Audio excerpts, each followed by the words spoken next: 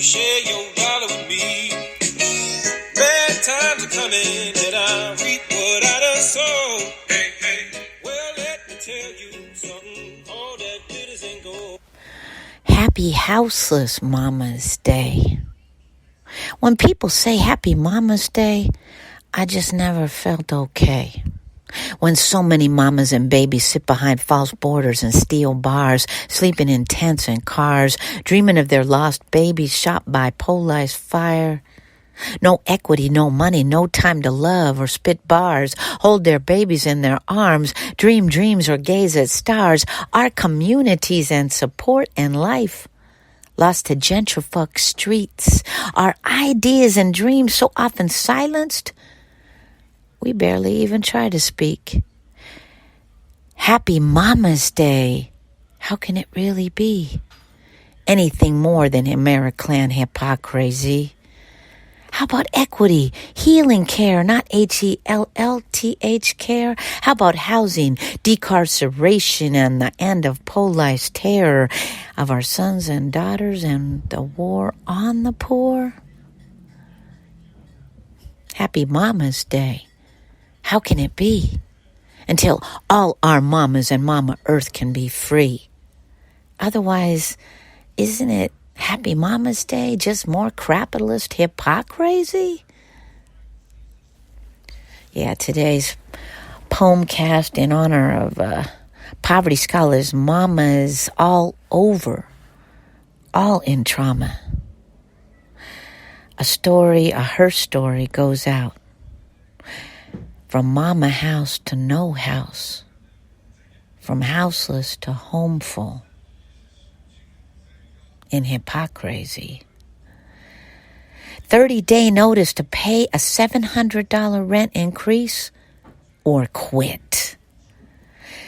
The white paper with oversized violent black font fluttered in the morning breeze. We three houseless disabled mamas sat huddled at a long wooden table in the huge kitchen at MamaHouse3, located in San Francisco's dangerously gentrifying Mission District, where the word gentrification originated from my mouth, born out of my anger and sorrow for the violent plight of so many poor folks dealing with the violence of displacement. The bright morning sun streaming through beautiful long windows warmed our terrorized faces. I knew it. This place was too nice for us. It was just a matter of time. Sister warrior, fellow poet, and welfare queen, with me and other mamas, Lori McElroy clumped up the notice in her beautiful long fingers and then uncrumpled it. The pace of her voice sped up like it always did when she got triggered by fear of losing her home. $700! Sandra Sandoval, longtime Mission District resident, organizer, badass chingona mama danzante, and the third fierce mama who struggled with homelessness with her infant son before she moved into Mama House with me and Lori, shook her head at the notice. Yeah, Mama House was a dream launched when me and my mama were struggling on and off with homelessness in Frisco, Oakland. Due to the ongoing gentrification, it was a poor mama-led solution. A poor mama-led solution. Hold that in your mouths, family. To homelessness, poverty, childcare, and isolation, all very real, serious problems that plague poor single parents in the U.S. and the United States and all across Mama Earth. Mama House was more achievable than Homefulness because it only involved some code switching into middle-class whiteness and convincing racist classes, scam lords to rent to three disabled, houseless women and our children. It was never easy, and it meant a lot of backstory, massaging, and white science implementing. But the Mama House dream was everything we knew it would be. We all supported each other with childcare, shared resources, and love. which helped to solve one of the poverty scholarship-informed lessons taught by me and Mama since the inception of the poor people movement known as Poor Magazine. Isolation kills, and it plagues poor single parents in the U.S., struggling with the multiple and compounding traumas of loss of relationships, family, resources, and community. Lori used to say, "You were right. Interdependence is truth." I ain't gonna make it alone, Tiny. I just won't. In September of 2010, all of us mamas were scattered to the wind by that eviction from Mama House, sitting outside our beautiful ex-home on Florida Street, houseless with all of our children, our belongings, and hefty bags piled on the sidewalk. I miss Mama House so much. I can't wait for Homefulness to be done, Lori whispered to me a year after the eviction when she was struggling to get some stable housing. She passed away in Black August 2018, a victim of that compound trauma of houselessness, poverty, isolation, and depression. She never recovered from that eviction. Most of us don't. By 2010, struggle with Mama House 3.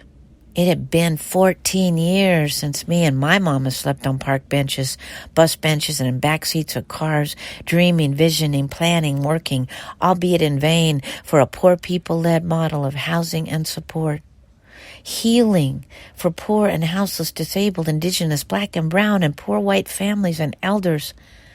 A dream we called Homefulness. The only thing we always never had was equity, credit, money, or family to make a beautiful solution into a reality. But it wasn't for lack of trying. We had applied for HUD grants, private grants, philanthropy grants, bank loans, foundation grants, begged and pitched, invested, tried credit screens and credit improvement plans. In the end, we had nothing but a dream. A dream we knew was the answer, but could never be attained by poor women with no credit and no assets. "Where's my motherfucking Mother's Day card?" Mama asked me on one Mother's Day when we were struggling with yet another eviction notice and yet another apartment in gentrified Bay Area. This time, the fear was worse. I was pregnant with my soon-to-be-born son. "Mother's Day is a consumer lie," I replied angrily. "How can we celebrate when things are so bad for us? How can we celebrate when so many of us poor mamas are in trauma?" Her response was quick and hard. The back of her hand on my 30-year-old I thought I was grown head. "That's just an excuse to not get me a card, B," she snapped. "In our poverty-stricken lives, things will be bad and good and hard and not so hard. But no matter what, you celebrate who gave you life." She stared ahead, her eyes hard and dark with fury. My mama passed in 2006, and of course, as always, she was right. She had pushed me to never think inside the capitalist box us poor people were dealt, no matter how hard it was. And for that, and so much more, I owed every breath of my being to her and had no business tripping off that damn card. I prayed and cried for Mama, and in my grief, and while at the altar, I realized so clearly, and I'm sure with her whispers from the other side, that Poor Magazine, the poor people-led movement, needed to move a different way to realize the dream of Homefulness, a homeless people solution to homelessness. That, like Mama used to say, it ain't people's fault they believe the fucked up lies they were taught about wealth hoarding and land stealing. Nah. We teach them another way to live. We give wealth hoarders and descendants of wealth hoarders and land stealers a chance to transform. And in the end, it's up to us poor folks to lift up, to own, to create our own her stories and his stories, to follow our indigenous life ways and ancestors' teaching. This is our liberation. This is our solution. After intense prayer and dreaming with all my ancestors, Uncle Al Robles, Kilo Ni Asha, Mama D, Dr. Chinosole, Papa Bear, so many more. While struggling with Poor Magazine's organizational poverty and homelessness, in 2009, we expanded our already existent People School to include a comprehensive curriculum series on the lies of capitalist wealth hoarding and land stealing of an indigenous territory, and how to transform the extractive helping industry into radical redistribution, and a new concept that I developed called community reparations, rooted in interdependence. Yeah, taught at People School. People School. A school run by poor people who learned our knowledge in the street by surviving incarceration, ableism, homelessness, false borders, loss, eviction, violence, abuse, and so much more. We share, teach this knowledge with fellow poor peoples, poverty scholars we call ourselves, about our connectedness, shared struggles, ways to express and heal using media, theater, poetry, and art. And that first and foremost, our own story making and struggle is the basis of our liberation. And with our stories and truth and poverty scholarship, we can teach folks with race and class privilege how to work alongside us in solidarity, not charity, to lift up our poor people-led solutions to our own problems, rather than perpetuate more about us without us, extraction and savioring and con profiteering. Shouts out to the Poor People's Army, Poor People's Economic Human Rights Campaign, Shack Dwellers Union in South Africa, Zapatistas in Chiapas, Move Africa, Long Live John Africa. Homefulness. After the first historic session of our new seminar on community reparations, several of the privileged graduates of People School launched the Solidarity Family of Poor Magazine and began to raise resources and credit and access points that enabled us poor and houseless people to buy a small part of Mama Earth so we could spiritually and legally unsell her and begin the long process of actually manifesting, building homefulness. Lori and my mama always said they were certain many of us would be killed by poverty and gentrification violence long before homefulness would ever be realized. My mama and Lori were gone, along with Auntie Jerry Ambrose, longtime poor family who just passed in February of 2021, another victim of violent displacement, removal, and gentrifying. All poor, houseless, disabled mamas of color who barely held on through the depression, isolation, and pain in our collective minds when we try to raise children alone in a society that never makes equity accessible to poor folks so we can manifest our own solutions.